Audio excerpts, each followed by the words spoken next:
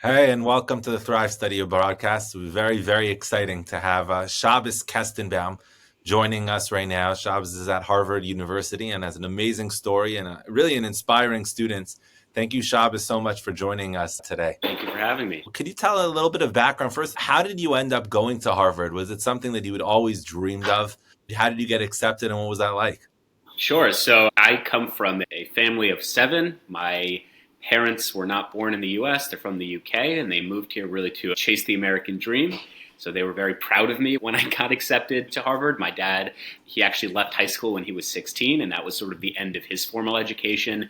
So they were very proud of me. And then, of course, contrasting that just 2 years later, how disappointed they are in, of course, Harvard's actions or lack thereof as it pertains to Jewish students. I had gone to yeshiva. I was at Aish in Jerusalem for 2 years, really exploring religion, obviously from a religious perspective. But it got into my head that I wanted to study religion from an academic perspective, really just to hear that side, something that I wouldn't be accustomed to afterwards. And I applied, didn't think much of it, didn't really think I'll get in. And to make a very long story short, I actually found out I got accepted while I was in Auschwitz-Birkenau. I spent a lot of time in Poland doing research and connecting to the history there, so that's where I found out I got in. I started last year. Quite quickly, I realized that it wasn't what I was expecting, unfortunately in a very negative way. There was pervasive, I would say, anti-Semitism and a lack of real intellectual discourse and rigor. And then certainly post-October 7th, it kind of just escalated. What was it like when you got there? Were you excited about Jewish life there on campus, excited to be at Harvard and you were going to tolerate Jewish life on campus? What was your perspective in terms of Jewish life before we get into the other noise, unfortunately? Yeah, so I definitely knew of Jewish life. I knew that there was a very strong Chabad, there was a very strong Hillel. My attitude was not necessarily that that's where I would accustom myself to being at for most of the time. I really wanted to ingrain myself within the university, connecting with non-Jewish students and non-Jewish peers. Even though I'm studying theology, and that obviously includes Jewish studies, I wasn't really expecting to be as involved in Jewish life as I became. Okay. And you said even before October 7th, right, Simchat Torah, that you had already started feeling and seeing things that you couldn't really believe. What do you mean by that? What was the perspective overall at Harvard, both from staff and from students, in terms of how you felt being Jewish and how people reflected that towards you? Sure. So I think what makes this story really concerning and distressing is the fact that we're talking about Harvard, which purports, proudly so, to train the next generation of American leaders, has a disproportionate amount of policymakers and those in power who are alums from the university. Literally, my first semester, really my first month, the fact that a rabid anti-Semite, Mohammed El-Kurd, who just 3 weeks ago at a rally in London said that we, quote, need to normalize massacres, he was invited to speak on campus. This is someone who said that Jews eat the organs of Palestinians, said that the Israeli occupying forces have internalized the ways of Nazi Germany. I mean, there's a whole laundry list of his anti-Semitism, so much so that the Anti-Defamation League has him on, the top 10 anti-Semites of the world.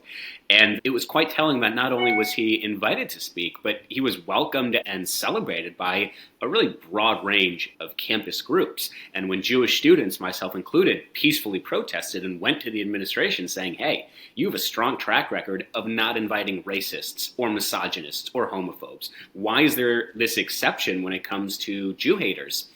And we were met with shrugs, we were met with indifference, we were met with, well, there's not much we can do. And as I said, this was my first month. So that was really a rude awakening of the double standard. Were you nervous to do this in the first month of being at Harvard, just to get involved in something, fighting against the administration? I don't know if I was nervous, but I certainly wasn't expecting to do it. And I also wasn't particularly happy that I was doing it because, as I said from the beginning, my plan at Harvard was not to fight anti-Semitism because I didn't really think about it. My plan was to pursue my research and to be in one of the most celebrated universities in the world. But as I said, quite quickly, it became this much bigger deal where, no, you actually do have to fight for the most basic of recognitions that, yeah, Jew haters should not be involved on campus. And I would also add that if you look at the lawsuit that we filed against Harvard, I'm the only named plaintiff. One other thing I will bring up is that a very unknown statistic is that Harvard is actually ranked as one of the lowest free speech universities in the United States. Is that true? Yeah, so there are two great statistics that people need to keep in mind. Both were published before October 7th. The first, as you just said, FIRE, which is a free speech institution. They rank universities in the United States based on free speech and intellectual exercise and debate. And they ranked 248 universities as it pertains to free speech, and you could see their metrics online. And Harvard ranked the lowest when it comes to free speech. Another important publication that, again, was published way before October 7th was the Amcha Initiative. And the Amcha Initiative found that Harvard was number one when it came to anti-Semitic rhetoric and anti-Semitic attitudes on campus. So these things were published before October 7th. I make the case in the lawsuit, which we'll talk about later, that anti-Semitism was pervasive and known well before October 7th. Why wasn't it known? Why didn't people talk about this? Again, the mainstream media didn't speak about this at all pre-October 7th. Yeah, I think that's a great question. Why were people not talking about these things early? Because it wasn't a secret. It sort of reminds me of this idea of if you're screaming at the top of your lungs and no one's listening, what else are you meant to do? We were screaming at the top of our lungs and no one was listening, whether it pertained to free speech or whether it pertained to Jew hatred. This was something that the university was not willing either to recognize and certainly not to do anything about. And that's why this lawsuit was so important. That's why coming on this platform and really spreading the word, not just to Jewish people, but to Americans of moral consciousness, just how pervasive and problematic Harvard has become in regards to anti-Semitism. Let's shift to even a more unfortunate situation. Obviously, we all know the tragedies here in Israel that have happened on Simchat Torah on October 7th. How have things changed at Harvard since then? As a student, from a student perspective, how have they changed before you get to the steps that you have taken? Just what did you see? I would even point out a flaw in that question, no fault of your own, is people often ask, well, post-October 7th, what it was like. We didn't even have a post-October 7th. We had on the night of October 7th, real palpable change. What I mean by that is as we were celebrating Simchas Torah, and of course Jews were at the Hillel, we're at the Chabad, and we're dancing, and slowly but surely the numbers start to thin out. People are crying. There are all these rumors. I was told on Simchas Torah, which is something I would never have done otherwise, to contact my loved ones in Israel. I have siblings and cousins and grandparents, so I contacted them on Simchas Torah. And that night, as we were doing that, as Harvard Jewish students were trying to figure out where their loved ones in Israel were, we had 34 student groups representing hundreds and hundreds of students. Again, on the night of October 7th, jump out of their bed, as the New Yorker puts it, some of them still in their pajamas, to draft this, what they called emergency statement, where they blame the largest massacre of Jews since the Holocaust on Jewish people. Again, this is the night of October 7th. This is while their fellow classmates, as I said, were trying to locate loved ones. So we didn't even have a post-October 7th. We had the night of October 7th students who were racing to put out the most anti-Semitic filth that I've ever heard.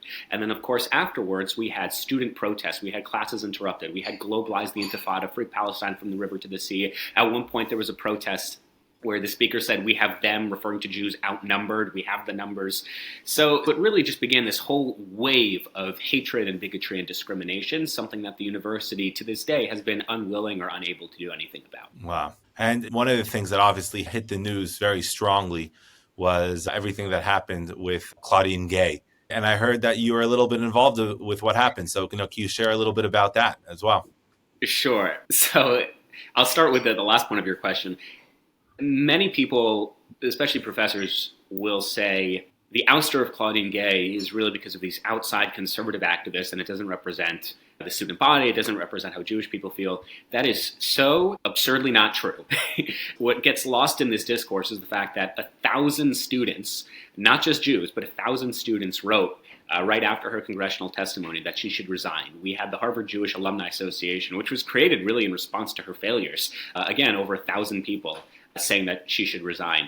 It had nothing to do with the plagiarism. It had nothing to do with outside conservative activists or Christopher Rufo or Bill Ackman. It had to do with Jewish students and non-Jewish students recognized that she was a disaster for this university. Look, I remember her inauguration. I was there, and I was actually really proud and recognized that this is an historical moment. This is the first black female president. I took a selfie with her, but she abandoned us. This is entirely self-inflicted. This is someone who was under oath in front of Congress on live TV and refused more than 17 times to say that calls for Jewish genocide amount to disciplinary action. So if you're a Jewish student and you're hearing this, and we Jewish students were watching this live, we spent hours and hours watching this congressional testimony, we were horrified. How she was able to keep her job after that is beyond me and is a real study in the failure and crisis of leadership at Harvard. But I'm glad she's gone. It's a step in the right direction, but it does not in any way absolve the university of their systemic issues pertaining to anti-Semitism. That was my next question, is do you think that actually her stepping down, do you think that solves anything that is going on in terms of the systemic issues at Harvard? We know already that it hasn't. So, for example, I said this on Fox News about a week ago. After her departure, almost immediately, we had students on a third-party app called SideChat, whereby in order to enter, you have to be a Harvard student. You have to show your credentials. So this is a site run for students by students. And on that site, we had students post that Jews have too much control over the media, that Jews are baby killers and pedophiles, that Jews are best friends with Jeffrey Epstein. And this was after her resignation. This is after she had already gone. We already have a new task force to deal with anti-Semitism because the last one was so remarkably useless and accomplished nothing. They're going to make a second one. And that is led by someone who is a scholar and someone I respect greatly, but is also someone who has said repeatedly that claims of anti-Semitism at the university are grossly exaggerated.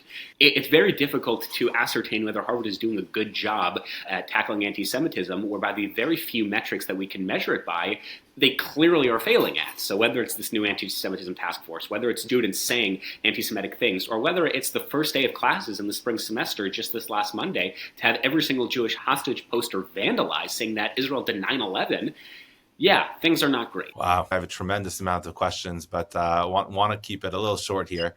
What are other initiatives that you're involved in at Harvard right now in order to try to make a difference? I heard that there's something that you mentioned before about this lawsuit. Yeah, so with the lawsuit, I would add that it was not our first choice of action, right? We said from day one we want to work with the administration, we want to tackle these issues head on, but Harvard's inability or unwillingness to engage meaningfully in constructive feedback at minimum or action at worst really made this lawsuit an imperative, unfortunately so. So what this lawsuit does is kind of twofold. Number one, it forces Harvard to recognize that they have failed to enforce their own school policies. When you had a situation a couple of years ago when admitted students were found out to have posted racist memes in a private group chat, Harvard immediately rescinded their acceptances, and they said quite firmly, we do not accept racism in any way, shape, or form at our university, right? When it came to people who are harassing Jewish students or people who are engaged in vehement Jew hatred, which is a violation of their own school policies, there has not been an equivalent or comparable disciplinary action.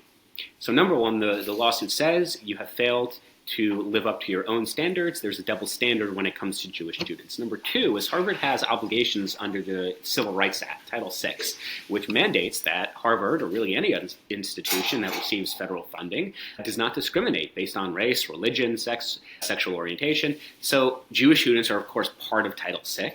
And Harvard hasn't done anything to protect their Jewish students. So this lawsuit forces Harvard to recognize that reality, and if need be, which unfortunately it seems like it is, they will be obligated by a court of law to step up and to fulfill those obligations. I would also say that part of the lawsuit accomplishes, and I would argue has already accomplished, is raised a national conversation, has made people aware of just how ingrained anti-Semitism is at Harvard. And the public discussions and the national conversations that's been ongoing since this lawsuit has been a good step forward. It's not enough, but it's certainly a step in the right direction. What is it that you're suing Harvard for? I mean, essentially, anti-Semitism. What that means on a practical level is when you give Harvard your tuition, you're agreeing to be part of a contract. So you give Harvard your money, and in exchange, they provide an education as well as a minimal amount of safety and guarantee that you can have an educational opportunity. And we've had diminished educational opportunities. They have reneged on their side of the bargain. So we're seeking, of course, damages just for the tuition that we pay and the fact that we've not been able to go to class, we haven't been able to focus, we haven't been able to pursue the research or all the things that we wanted to do when we got accepted to Harvard. And then number two, as I said earlier, it's to force Harvard to enforce their own policies and the obligations they have under the Civil Rights Act. So we're alleging that they've broken both of those things. They are not acting in good faith or within their legal obligations, and we will make sure through this lawsuit that they are forced to do just that. Wow. Are you nervous about doing this right now? Will kind of potentially have a major impact on your grades in terms of your future? What's your perspective going full force forward with this while being at Harvard? Yeah, I mean, look, I've already gotten one or two death threats, but that's sort of part of the course. I put it this way. I have nothing to be embarrassed about. I have nothing to apologize for. I didn't do anything wrong, and Jewish students didn't do anything wrong. We should not be penalized or intimidated or afraid by other people's bigotry and hatred and anti-Semitism. Am I apprehensive of the pushback? Yeah, of course, because lots of people, unfortunately, on this campus are anti-Semitic, and they really are out to get Jewish people. At the same time, I'm very proud that I can play a very small role in elevating the discourse and providing Jewish students a space where they feel their voices are heard. And that's what this lawsuit does. I'm the only named plaintiff. There are 6 plaintiffs. I'm the only one who's named. And that's kind of twofold. That's because, number one, I'm at Harvard Divinity School, where I'm the only Orthodox Jew, and I'm one of like 3 pro-Israel Jews. So it'd be pretty obvious, even if I was anonymous, who that student was. But number two, much more fundamentally, is, as I said, I believe really strongly in our message. I really believe strongly in the fight that we are waging. And so, yes, a part of me says to be careful and to sleep with one eye open, so to say. My parents were very apprehensive and are very apprehensive of me being back on campus. But at the same time, as I said, I'm very comfortable and proud of my Jewish identity, and I want people to know that, and I have nothing to apologize for. Very inspirational. We know in this past week's Torah portion, we just learned about Nachshon that jumped in, the man that jumped in. And we need leaders like you, Shabbos. In terms of cultivating leaders, maybe not at your level, but what we're all about is trying to recruit students to bring them to Israel for a semester abroad, training gap year students, Nitzavim students, to when they get onto college campuses, to do whatever they can. So we're trying to do our part as well. And I look forward to talking to you more about Nitzavim. But one thing that we are focused on in terms of study abroad is this new pledge campaign that as a college student, there's a lot of things that you can do for Israel, but one thing that only college students can do is based on this study from Brandeis, that if a person comes to Israel for over 4 months to Israel, they will be a leader for Israel forever. And what we're trying to do is, since study abroad is built into the academic calendar for many college students, we're trying to convince students that right now, as a Jewish college student, take a pledge that if I study abroad, Israel will be my number one destination, because Israel needs people right now. The Jewish people need people right now that are going to be able to stand up on college campus. Part of that is by coming here, helping rebuild Israel, helping develop a friend group and an affinity that they will then be the future for Israel and the Jewish people. And I wanted to get your perspective in terms of how can we get as many people as possible at Harvard and other people that you may know at different colleges. How could we get more and more people to take this pledge to ultimately come and study abroad in Israel? What do you think? Had I not been in Israel for those 2 years, which was incredibly powerful and transformative and meaningful, I don't think I would be doing what I'm doing now. I certainly don't think I'd be a named plaintiff on a lawsuit, but those 2 years in Israel really inspired me to live an authentic and meaningful Jewish life and to be proud for being Jewish. So I can speak personally on just how powerful a year or 2 or a semester in Israel is, and the real change on the ground it has. So certainly I'm with you on the need and the importance of doing this. In terms of how we can get the message across, look, I heard about this organization a couple weeks ago. I signed the pledge. It took a minute. So it's not particularly difficult to do. But the main thing is just getting the message out there. I think at Harvard, especially, when students are bombarded with different opportunities and research and travel grants and go here and go there, having people on the ground from your organization, physically, just meeting students face to face, being in those spaces at the Hillel, at the Chabad, at our cafeteria, having that personal connection is really important. I don't know what the budget is like or how money is spent, but certainly I would encourage your organization to think about how you can get the bodies in the room, how you can get the educators and the rabbis and the leaders to meet these Harvard students and college students more generally where they are. Meet them in the classrooms, take them out after school, and show them and create a connection whereby they realize that this is a real opportunity for growth and a real opportunity for leadership. Because the program kind of sells itself, but it just needs that word of mouth. As a regular college student, you think that this social media influencers and all of these things are very important, but ultimately there's nothing like having another student ambassador or just somebody paid on the ground to go show up at the Hillels, the Chabaz, and all these different things to get other people actively to sign something. And you personally think that that's the most important thing we should be investing in right now? Yeah. I mean, 100%. Look, we all have social media and we all see different social media campaigns every other day. It's very difficult for something to leave a mark because we're just bombarded with any other opportunity you can think of.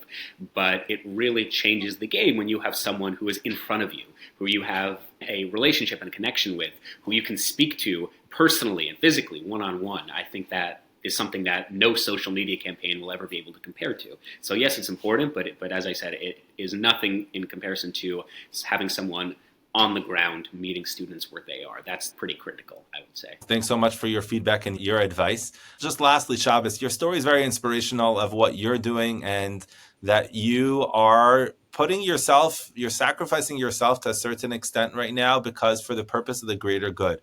What would be your message to other college students that are there right now facing challenges similar to yourself? Why is it worth it right now to take a stand and to do as much as you can? Wow, that's a deep question. Look, I think first of all, I'm just playing a small role in this. I'm inspired by my fellow classmates and Jewish leaders who are also taking a stand against this. But what I would say to those across the United States, those Jews on college campuses who feel ostracized and isolated, that number one, don't be afraid. As I said, you have nothing to apologize for. You being Jewish is a tremendous privilege and a tremendous opportunity to do good, and you should never be embarrassed for that. On the contrary, you should be so proud and so grateful that you are Jewish, and reach out, whether that means reaching out to your local campus rabbi or a professor who you can ally yourself with, but don't be embarrassed, don't be afraid, you have nothing to apologize for. And while this is a very difficult moment for the Jewish people, out of this can and should and will become a greater sense of unity, of Jewish pride, and you have a network of thousands, if not millions, of like-minded individuals who are with you in that struggle and support you 100%. So don't be disillusioned by the negativity and the anti-Semitism you see. On the opposite, you should be inspired and you should stand tall. Thank you very much for joining and for everything that you're doing on behalf of Israel, on behalf of all the Jewish people. Stay chazak and keep on doing your thing. Really Amen. appreciate Amen. it, Shabbos. Thank you.